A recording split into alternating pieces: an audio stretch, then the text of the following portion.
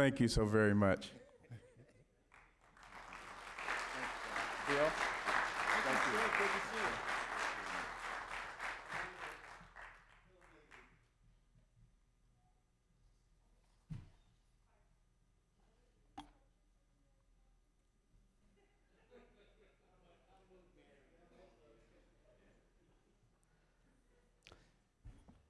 Thank you, Scotty. And I do want to briefly take a moment to recognize all supervisors and members of the board in Contra Costa County. They have been incredibly supportive of the Veteran Service Office since I've been on board, and I think that they are all deserving of a round of applause for their support.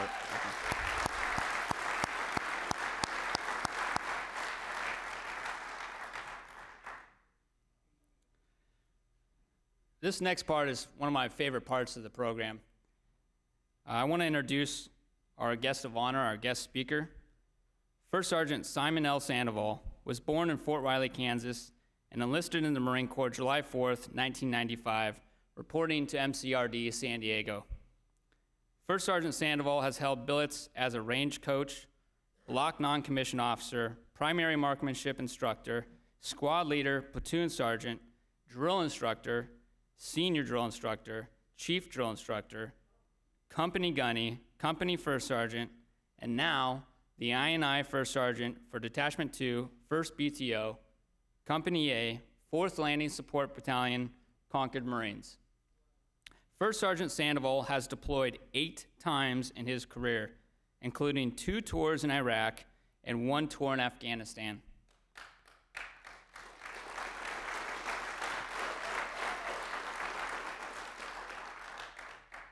His personal awards include the Bronze Star Medal with Combat Distinguishing Device, the Purple Heart Medal, the Navy and Marine Corps Commendation Medal with 1 Gold Star, a Navy and Marine Corps Achievement Medal, and the Combat Action Ribbon with 1 Gold Star. He has 3 children. His 2 sons are Eli and Alan, and his daughter, Sophia Isabel. On a personal note, First Sergeant Simon Sandoval, myself, and other veterans were celebrating the Marine Corps birthday this past weekend. We were joking about the amount of housing allowance that a first sergeant receives when living in Contra Costa County. I want to say that no pay is sufficient for what First Sergeant Sandoval has endured or for the mission that he carries out each day. With that, please join me in welcoming First Sergeant Simon Sandoval.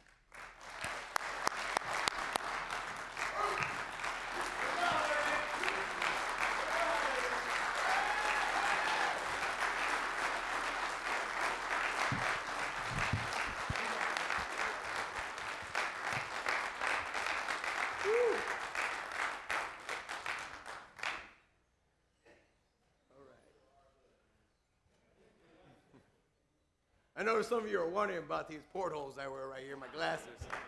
When did Clark Kent join the Marine Corps? They shaved his head and made him a jarhead. All right. All right. Good morning, ladies and gentlemen. Before I begin, I would like to thank the Board of Supervisors for having me here today. Can you hear me? Okay, I'm about to start yelling here, so I'm going to have to get that away from me here, too. Thank you, Nathan Johnson, for asking me to be a speaker here. I would like to thank my commanding officer, Captain Caitlin Ferrell. Ma'am, could you stand up in the back, please? Yes.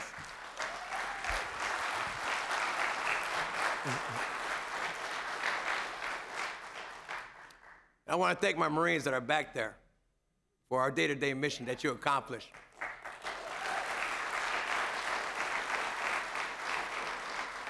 The mission first, Marines always. Lastly, it is my honor and my privilege to stand before every veteran in this room. Every veteran that has served this great nation, I salute you. From the day Nathan asked me to be a guest speaker, I wondered what my purpose would be today and what message I could bring you. Every morning, I would wake up, as a good Marine, I'd run PT. And I would try to put my thoughts together, everything that I have experienced in my life since I was 18 years old. Standing on the yellow footprints aboard Marine Corps Recruit Depot in San Diego, California. Now please keep in mind, ladies and gentlemen, I am a Marine. I am a jarhead. I'm a dumb grunt. When I went to the Marine Corps recruiter, I told him that I wanted to be in the infantry. I wanted to be 03. I wanted to be a grunt. He looked at me and my ASVAB score, and said, "Good, son, because you're not smart enough to do anything else in the Corps."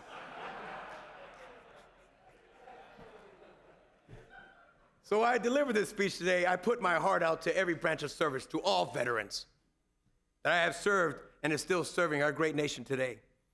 I've been in the Marine Corps for over 17 years, and it's what I know best.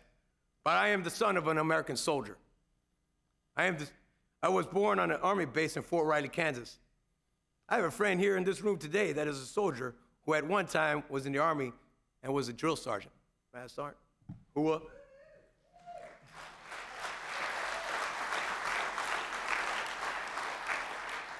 Hoorah. I often have to remind him that I am the legendary Marine Corps drill instructor. We always have great stories when we hang out together. We tell our lies and tell our embellished stories of our great feats of battle. As I thought about today, I went back to the beginning. I went back to that day when we stood before that American flag. We raised our right hands and we took an oath. We took an oath.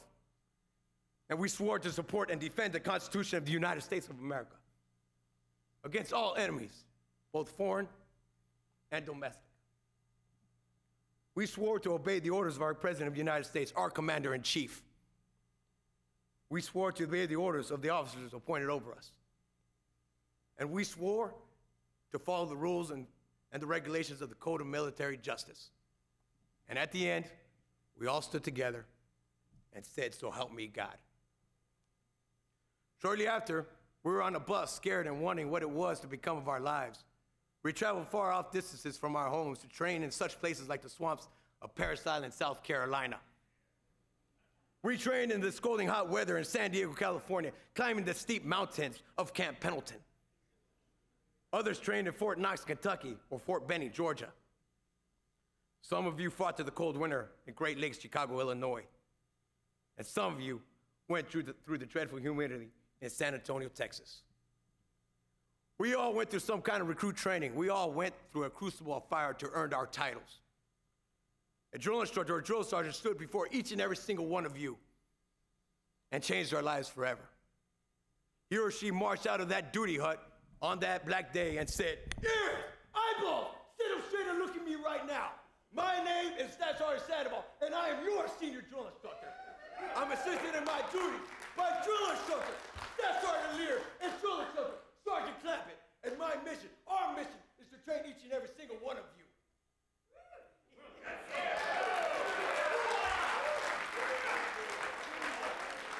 To become a United States soldier, to become a United States sailor, a United States Coast Guard, to become a United States Airman, to become a United States Marine."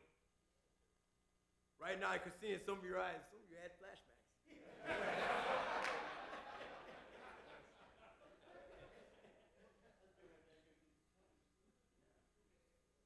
You went back to that time when you were broken down and you were built back up.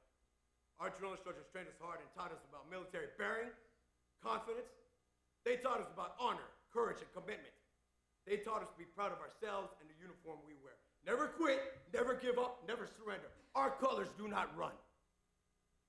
I know that on that day, I was no different from any other young man meeting, sorry, I had to yell here for a second, meeting his drill instructors for the first time. Two questions went through my head. What have I done to myself? And how do I get out of here? Now, of course, those words were much different in my brain housing group, but I got to keep this speech clean today. I've been home from Afghanistan for a little over a year. Last year, I was taught a fine lesson by a private first class in the Upper Gresh Valley, south of Sangin. I was the company first sergeant for Kilo Company, 3rd Battalion, 4th Marines. One day I went out to spend a few days with a 13-man squad in a combat outpost, a COP, where they were guarding a bridge where Taliban fighters had been moving weapons and explosives from one side of the green zone to the other side to dig in IEDs. The COP was about 15 miles through the hot desert, a hard terrain away from the forward operations base. It took some time for my company Gunner Sergeant Oribe, to get resupplied to the Marines with chow, water, and ammunition. They were in a fight every day in contact with the enemy. While I was with that squad checking on those Marines, I was playing cards with some of the young devil dogs, smoking and joking on a table made of MRE boxes. The Marines talked about getting back home. They talked about what was the first thing they wanted to do, what was the first place they wanted to go. They talked about cold beer, hot showers, hot homemade meals, and porcelain toilets. As time went on, it got late, so me being an old First Sergeant, I went and laid down on my pack in the dirt. During the middle of the night, I woke up under the bright full moon in Afghanistan. I walked to the cop to check on my Marines on the guard. Sometimes I would sneak up on the Marines just to listen to the things that Marines talk about when they have too much time on their hands and they're trying to stay awake through the late night hours of guard. One Marine asked the other Marine, what is the difference between Veterans Day and Memorial Day? It's nice we get a 72 and a 96 on that weekend, but what is the difference? The other Marine said to the one asking the questions, well, dummy, think about it. Memorial Day is a day when we remember our fallen warriors, the warriors that gave their lives for our country. Veterans Day is when we honor the living, when we honor each other, the ones who made it home from whatever war we fought in or served in. We also honor the ones that have served in peacetime. At that time, I looked up at the moon. I smiled and I walked away, but I walked away amazed with what that young Marine said and what he taught me that night. I think of the men I've lost in combat. I miss them all, and I will never forget them. When I go home to San Diego, I visit my fallen warrior, the one who's buried there. Although this past weekend, I did something different. I called an old friend I have served with, I haven't spoken to a long time. I called my old company commander with Kilo Company, Captain Craig Reese, although he really tested my last nerve when I was a company first sergeant in Afghanistan. But to this day, he is my best friend. I called HM2 Ivan Krimker, my Navy corpsman, my doc that saved my life through the cemetery fighting for the old city of Najaf. Sometimes we forget or we get too busy and we don't talk to our old friends we served with. But this is the time to call an old vet buddy and say, hey, brother, sister, how you doing? How's the family? What do you say we meet up halfway in Bakersfield, get some chow and catch up on life? It doesn't even have to be a friend you served with. Seek out a veteran, shake his hand and say thank you for what you have done. Thank you for my freedom. I put this out to my old veterans, my mentors who have gone before and served. Some of our fine young men and women are coming home different.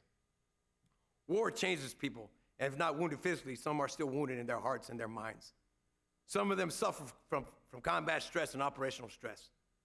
12 years we have been in combat, and our young veterans, they have a difficult time coming back home with what they have faced. I always tell my warriors that they are not programmed to self-destruct. But I know that every person has a breaking point. I think of this quote when I think of the war, and I face my own demons. One small crack does not mean that I am broken. It means I was put to the test, and I didn't fall apart. For myself, I believe that being a veteran, surviving the war in Iraq and Afghanistan, doesn't mean I get to live skate for the rest of my life. It means I have to give more and take care of my troops that need me, that need my help, to teach them through my own personal experiences and hard times. From time to time, we all have to check our true north, our magnetic north, and check our pace counts to stay the course. It'll be a sad day for me when I retire from my beloved Marine Corps, when I have to hang up my uniform, put down my weapon, and box up my boots. Although, like all of you, I am proud to be an American and to have served my country. Thank you for this opportunity. I am truly honored to be here. May God bless you. God bless America. Happy Veterans Day. Semper Fi.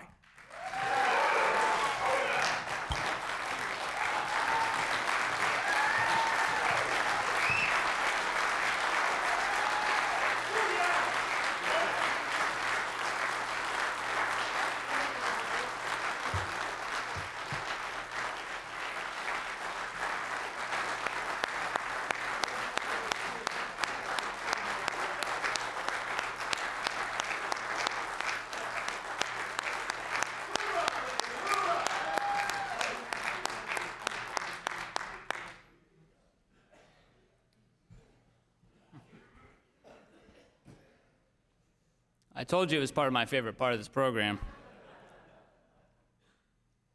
I'd like now to invite the Board of Supervisors up for a special presentation.